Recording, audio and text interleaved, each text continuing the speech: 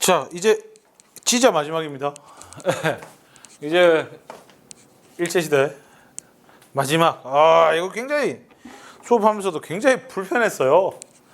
요새 시국이다 보니까 되게 불편했는데 드디어 이제 끝이 보입니다. 3달 안의 마지막입니다. 좌우 통합 임시정부가 구성이 됩니다. 이 부분은요, 표로 나타낼 거예요. 표로 나타낼 건데 뭐 그렇게 많지는 않은데 하여튼 잘 따라서 해 봅시다.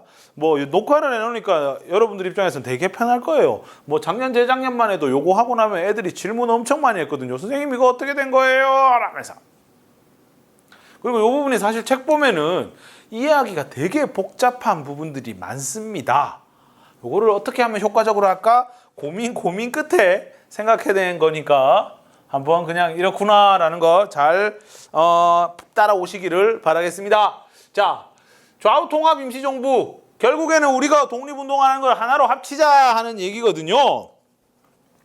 결국에 이제 이런 이야기가 나오게 되게 된 이유 중에 하나가 일단 중국 쪽에서의 요구가 있고요. 중국 쪽에서의 요구가 있고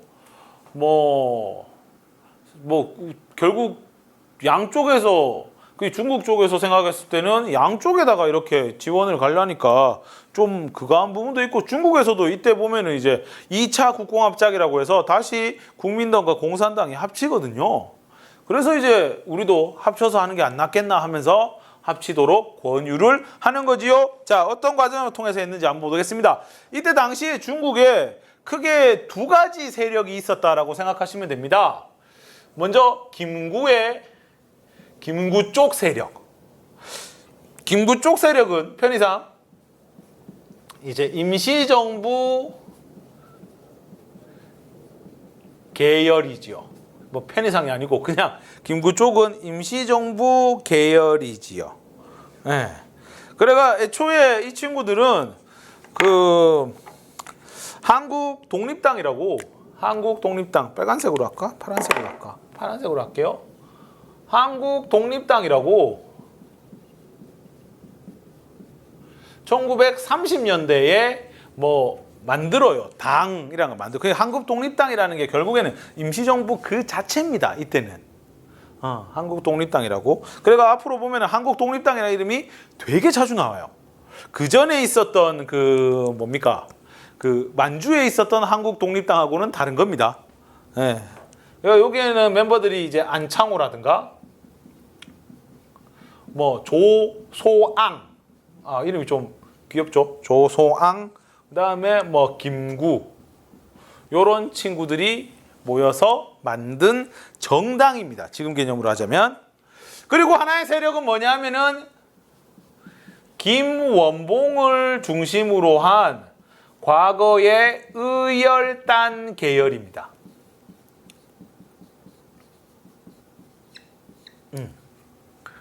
그래가지고 요 두 개의 세력이 있습니다. 굳이 구분하자면요, 여기는 좀 R이고 김구는 기본적으로 굉장히 반공주의자예요. 공산당 정말 싫어하는 사람입니다. 김원봉은 L에 가깝습니다. 김원봉 자신이 L이냐 아니냐는 좀 이야기가 있는 것 같은데, 확실한 건 요 의열단 계열 애들은 L이 많아요. 무정부주의도 있고요. 다양합니다. 그래서 제일 먼저 나서게 되는 거는 김원봉이에요. 김원봉을 중심으로 한번 뭉쳐보자라는 이야기가 나옵니다. 그래서 이 친구들이 만드는 게 이제 대일전선이라고, 풀네임은 대일전선 통일동맹이라는 단체를 만들어서 사람들을 모으기 시작합니다. 김구는 이때 당시에 좀 내부의 갈등으로 인해 가지고 한 3년 동안 잠적을 하거든요. 고시기입니다. 고시기. 예. 그 사이에 이제 김원봉이 중심이 돼서 좀 활동을 하는 겁니다. 이 대일전선이 중심이 돼 가지고 나중에 1935년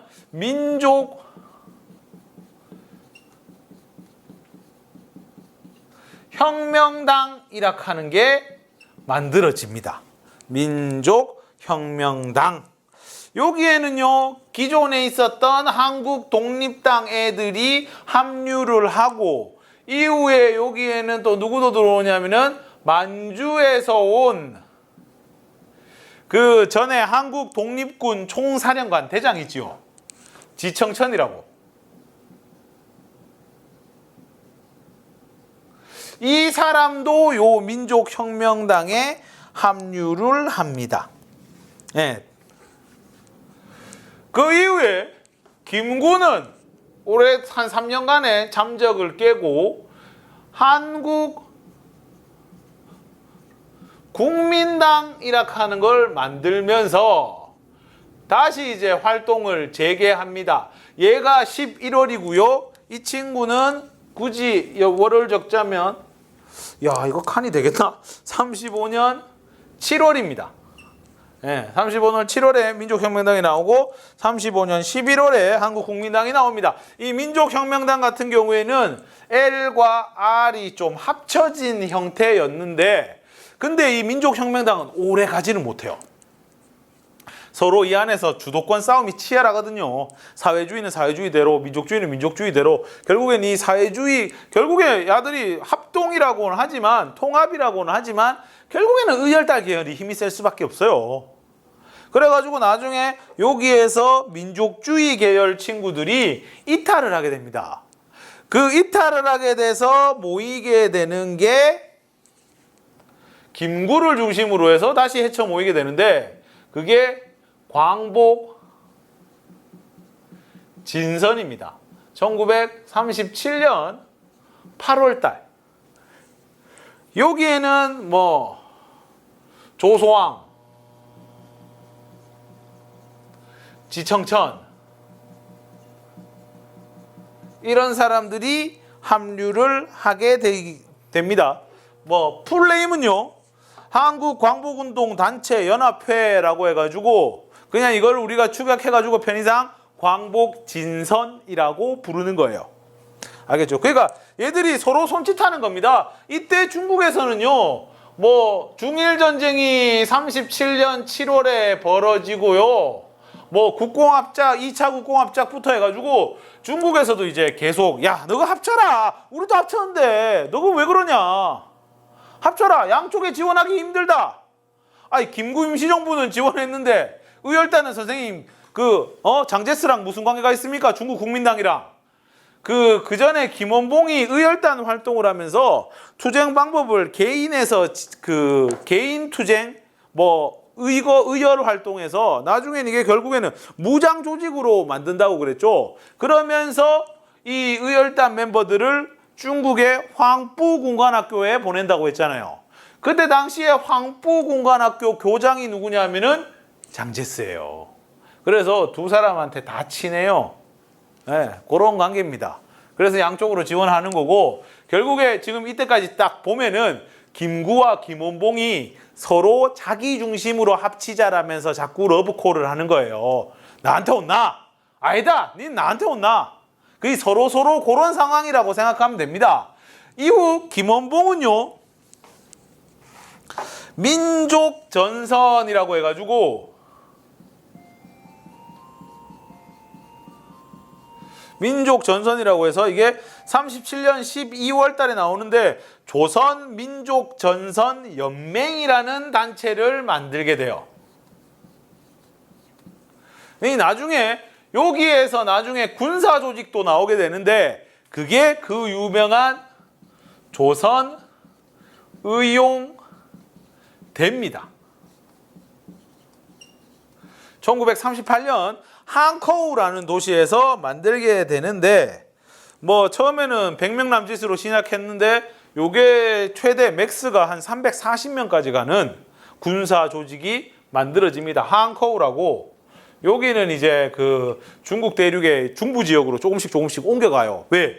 중일전쟁을 하면서 이 장제스를 비롯한 중국 국민당 애들이 일본한테 쫓겨가지고 자꾸 이동하거든요. 거기에 맞춰가지고 임시정부나 의열단 애들이나 다 같이 이동을 하는 거예요. 가만히 있으면 어떡해. 일본아들한테 죽을 파인데.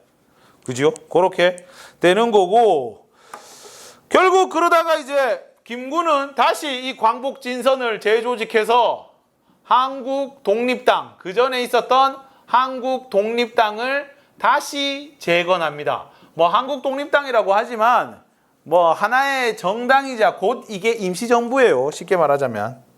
알겠지? 그래가지고 이 친구들도 군대를 만듭니다. 그게 뭐? 한국 광복군. 당시 한국 광복군 총대장이 누구냐? 지청천이죠. 그러면서 이제 서로 로브콜을 하는 상황입니다. 한국 광복군은요, 이후에 인도, 버마라고 하면 안 되지, 미얀마.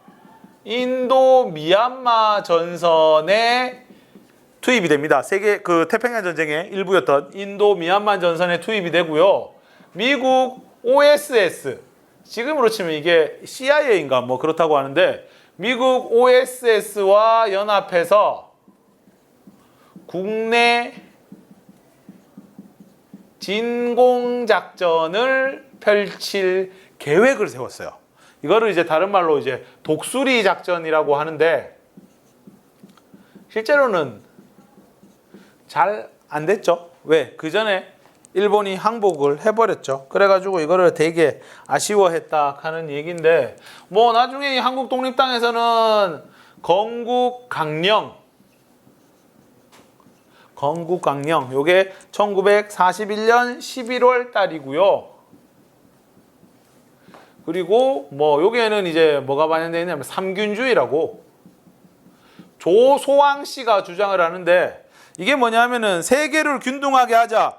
정치적 균등, 교육의 균등, 경제적 균등. 그래서 교육의 균등은 의무교육, 정치적 균등은 이제 뭐 보통선거, 그 다음에 뭐 경제적 균등은 토지를 나눠준다, 뭐 이런 식으로 해가지고 건국강령을 만드는 등 뭐 하나의 정부로서의 체제를 갖추게 되는 거고, 그러면서도 이제 김원봉한테 나한테 오라고 러브콜 하게 되는 거고, 결국 김원봉도 여기에 이동을 하게 됩니다. 1942년 10월 달입니다. 김원봉이 결국 이 김구가 만든 임시정부에 합류를 하게 되는 거지요. 그러면서 좌우통합 임시정부가 만들어집니다. L과 R에. 근데 이런 건 있을 수 있잖아. 아니 난 가기 싫어, 난 김구 싫어 하는 아들이 있을 수 있잖아. 그래가지고 그 친구들은 여기에서 이탈을 해요. 이탈한 애들은 이제 화북 지역으로 이동을 합니다. 화북 지역, 예난이라고, 거기가 중국 공산당의 메인 베이스거든, 베이스 캠프거든. 거기에 이동해서 예난의 화북지대, 조선의용대 화북지대라는 거를 만들었다가, 여기에서 나중에 나오게 되는 게 조선 독립동맹이라는 단체가 나옵니다. 1942년 여기에 멤버가 이제 김두봉, 그 다음에 흔히 무정이라고 부르는 김무정, 정이 없었나 봐요. 네. 여기는 이제 대표적인 이제 사회주의 단체죠. 사회주의 단체. 중국 공산당 밑에 있는 단체. 여기에 있었던 나중에 군대가 조선 의용군이라고 부르는 군대가 있습니다. 그 조선 의용대랑 좀 헷갈리는데, 얘들은 나중에 광복을 한 이후에도 안 와요. 안 오고 얘들은 이제 나중에 국공내전이라고 중국에서 국민당과 공산당 사이에 전쟁이 있는데, 여기에서도 활약을 하다가 나중에 6.25 때 다 국공내전이 끝나고 나서야 이제 투입이 되는데, 얘들이 그래서 전투력이 엄청 높았어요. 왜? 실전 경험이 정말 많았거든요. 한국 항복군은 뭐 그래봤자 얘들도 맥스가 200명, 300명 될까 말까요. 네, 그래가지고 뭐 어쨌든 근데 얘들은 조선의용군 같은 경우에는 엄청나게 좀 규모도 크고 전쟁도 좀 많이 해봤고 해가지고 나중에 6.25 때 우리가 일방적으로 밀리는 원인 중에 하나가 초기에 이 조선의용군의 역할이 컸다고 합니다. 알겠죠? 자, 어쨌든 이렇게 합류를 해가지고 정리가 되는 거고, 그렇게 해서 우리가 독수리 작전, 국내 진공 작전을 기다리던 중에 일본이 미국한테 원자폭탄 2방 맞고 항복을 하게 되는 거죠. 그렇게 됩니다. 예. 좀 그냥 복잡합니다. 그냥 뭐 김구와 김원봉이 서로 자기한테 모이라고 하는 과정, 결국에는 끝까지 완벽하게 모아지지는 않아요. 임시정부에 뭐 김원봉 계열이 합류하긴 하지만 그 싫다는 애들은 예난으로 가갖고 중국 공산당 밑에서 조선 독립동맹이란 걸 만들었다 하는 이야기입니다. 그러니까 결국에는 중국에는 이제 우리 한국인들의 단체로 두 개가 있는 거죠. 임시정부, 좌우통합 임시정부와 조선 독립동맹 이렇게 두 가지가 있다 하는 이야기입니다. 됐지요? 자, 이렇게까지 설명을 하고 네, 이렇게 3단원을 끝내고 다음 시간에는 이제 광복 이후의 이야기를 하도록 하겠습니다. 네.